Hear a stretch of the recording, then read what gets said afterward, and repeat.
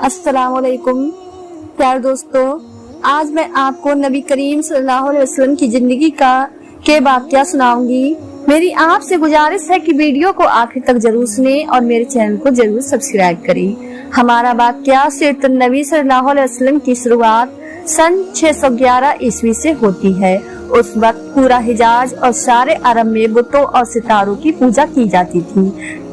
तमाम अरब का हर कबीले का हर आदमी बुतों और सितारों का पुजारी था।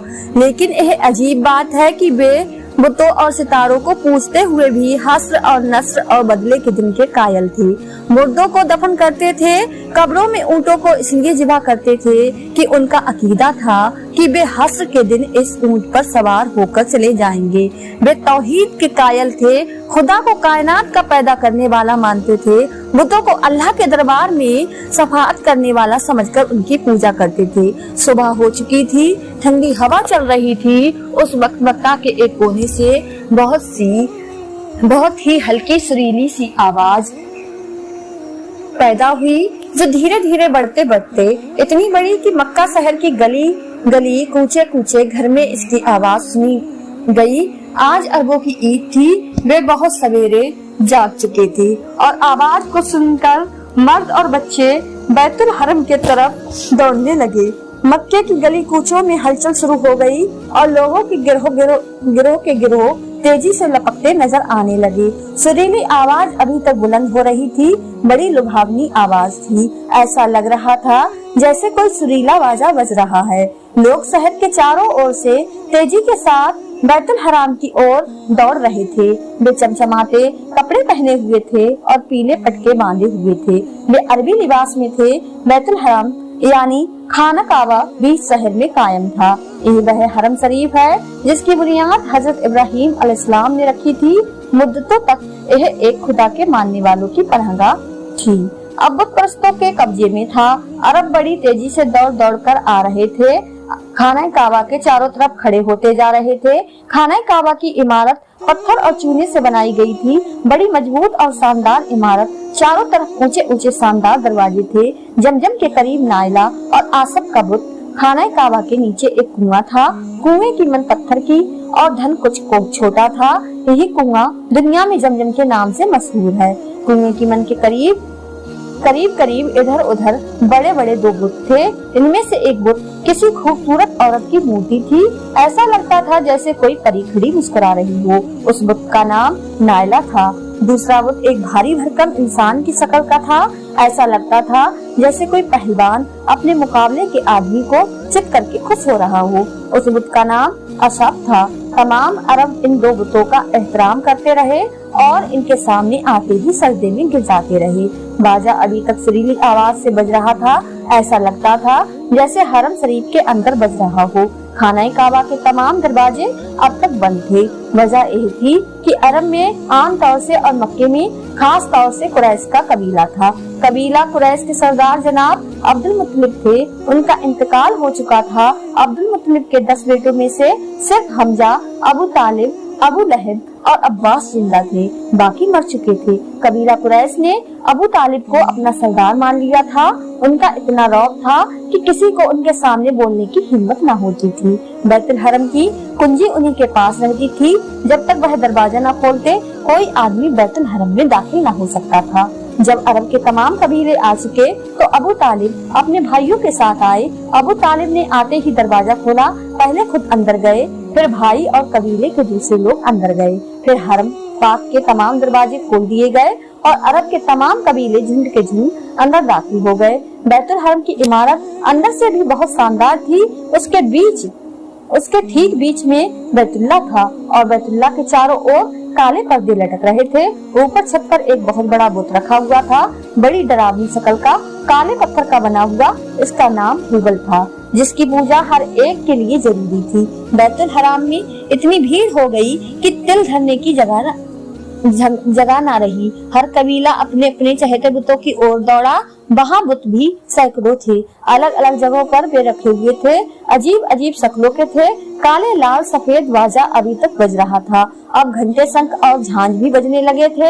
हर बुत पत्थर के चबूतरे पर गड़ा था और हर बुत के सामने उसका पुजारी बैठा था। तमाम बुतों के सामने बहुत से लोग सजदों में पड़े हुए थे। अबू तालिब, अबू लहब, हमजा और अब्बास खाना काबा की छत पर चढ़कर होगल के सामने जा पड़े थे। बुत परस्ती का ऐसा मंजर शायद ही किसी की नजर से गुजरा हो।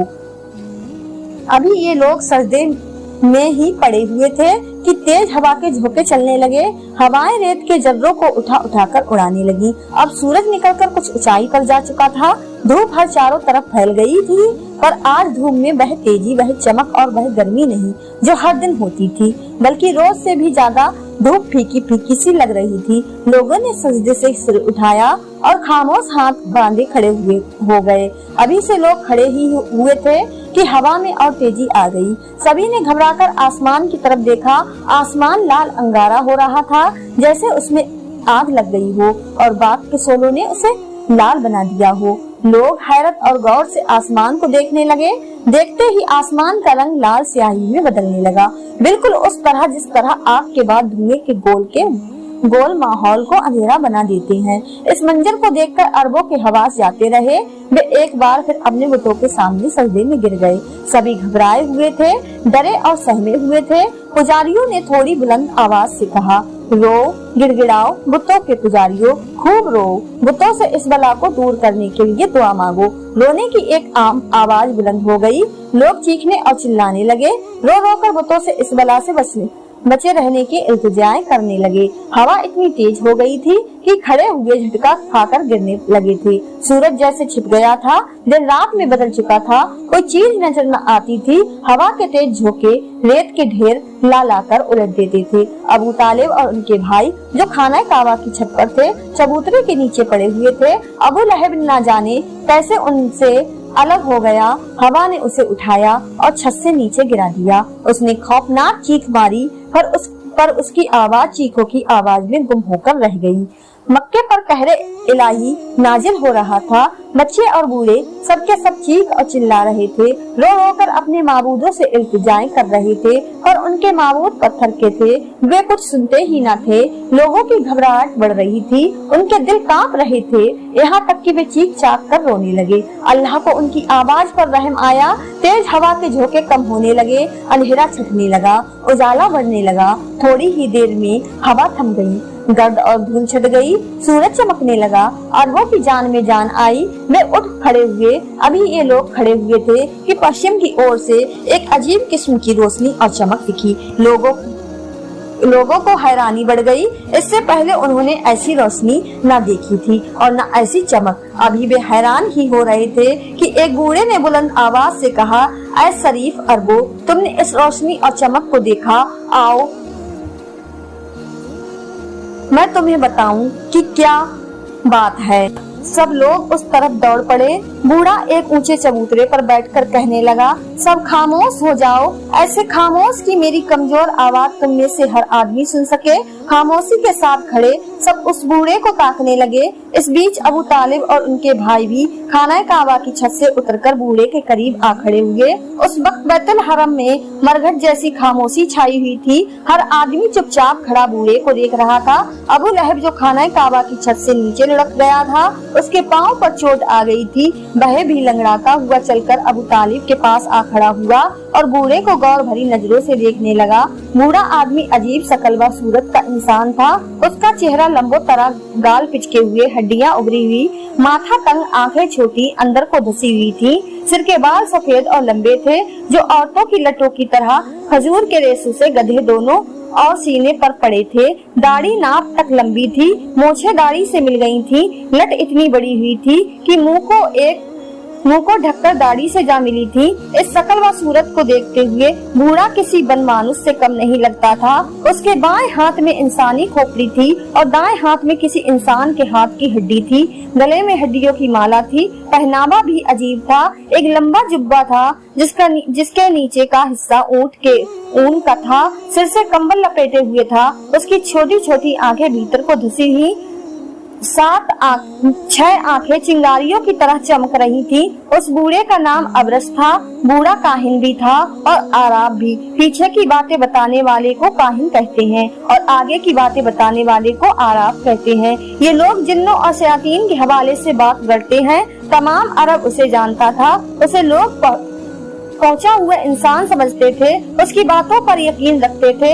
अबरस ने चमकती आंखों से चारों ओर देखा। हर और इंसान ही इंसान नजर आ रहे थे। सब खामोश खड़े थे। उसकी ओर नजरें गड़ी थी। अबरस ने तेज आवाज में कहा, ऐ लात व हुबल के पूजने वालों, शायद तुमको याद होगा कि आज से पूरे 40 साल पहले इसी तरह की रोशनी और इसी तरह की चमक एक बार पहले भी देखी जा चुकी है। जिस तरह आज हम तुम सब हैरान हैं, वैसे ही उस दिन भी हुए थे। मुझसे उस दिन पूछा गया था कि वह चमक और रोशनी किसकी है। उस दिन मैं चुप हो गया था, इसलिए कि मेरे इल्म ने जो बात उस दिन बताई थी वह मैं बयान नहीं कर सकता था और आज मैं बिना पूछे खुद ही बयान करता हूँ। लोग बड़े ध्यान से उसकी बातें सुनने और विचार करने लगे।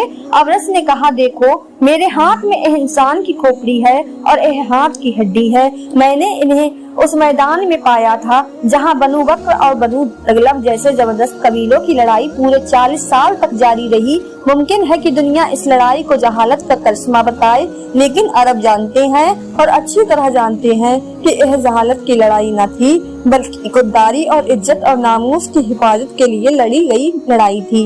यह सही है कि हमारे कबीलों में एका नहीं है, वे बिखरे हुए हैं। हर गांव, कस्बे और शहर का हाकिम अलग है, मगर हमारा एका भी मुनासिब नहीं है। जब हम एक हो जाएंगे तो हमें एक दूसरे से दबना पड़ेगा। इससे हमारी खुददारी को धक्का लगेगा और यह बात हमारी रिवायतों के खिलाफ है। अबरस तकरीर कर रहा था और लोग बड़े गौर से सुन रहे थे। उसने आगे से कहा, ऐ अरब के सपूतों, इस खोपड़ी की ओर देखो। इस खोपड़ी ने मुझे आगे की बातें बता दी हैं। दुनिया करवट लेने वाली है, एक बड़ा इंकलाब होने वाला है, हमारे माबूदों को रुस्वा किया जाने वाला है। गैरतमंद अरबों, क्या तुम अपने खुदाओं की जिल्लत पसंद करोगे? हर ओर से आवाजें आई, कभी नहीं, हरगिज नहीं, जिंदगी की आखिरी सांसों तक नहीं। अबू लहब के पैर में चोट आ गई थी, तकलीफ थी, वह अच्छी तरह खड़ा न हो सकता था। हमजा के कंधे पर हाथ रखे खड़ा था। उसने चिल्लाकर कहा, हम अपने माबूदों को जलील करने वालों के सिर तोड़ देंगे, मर जाएंगे पर अपने खुदाओं की जिल्लत गवारा न करेंगे। अबरस ने कहा, यही होना चाहिए जिन माबूदों को हम और हमारे बाप दादा पूछते रहे हैं। क्या हम ऐसे ही बेहिस, ऐसे जलील कमीने हो जाएंगे कि उनकी जिल्लत गवारा कर लेंगे? लात व उज्जा की कसम, हरगिज नहीं। सच्चे माबूदों के पुजारियों, सुनो, 8 से 40 साल पहले रात को ऐसी चमक और रोशनी देखी गई थी जैसी आज देखी है। वह रात बड़ी डरावनी थी। उस रात को हमारा माबूद हुबल मुंह के बल गिर पड़ा था। जब हम सब ने उठाकर उसे कायम किया तो वह खड़ा न रह सका और फिर गिर पड़ा।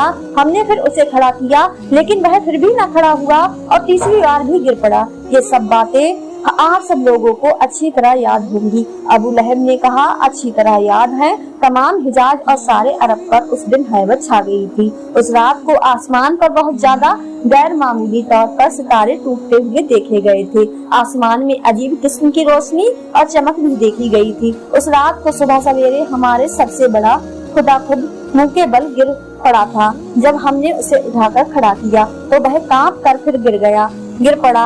1-2 बार नहीं, पूरे 3 बार गिरा था। अबरस ने कहा, मेरा मकसद उस वाक़े को याद दिलाना था।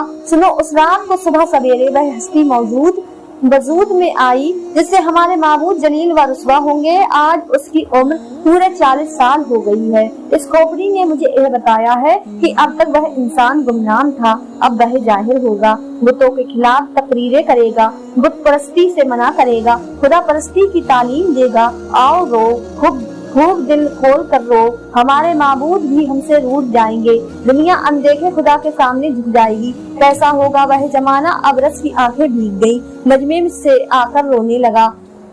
अबू जहल ने कहा, मुकद्दस हुबल की कसम, मैं हर उस आदमी को कत्ल कर डालूंगा जो अनदेखे खुदा को सजदा करेगा। अबरस ने कहा, काश तुम ऐसा कर सकते हो, पर यह खोपड़ी कहती है कि ऐसा नहीं। प्यारे दोस्तों, आज के लिए इतना ही।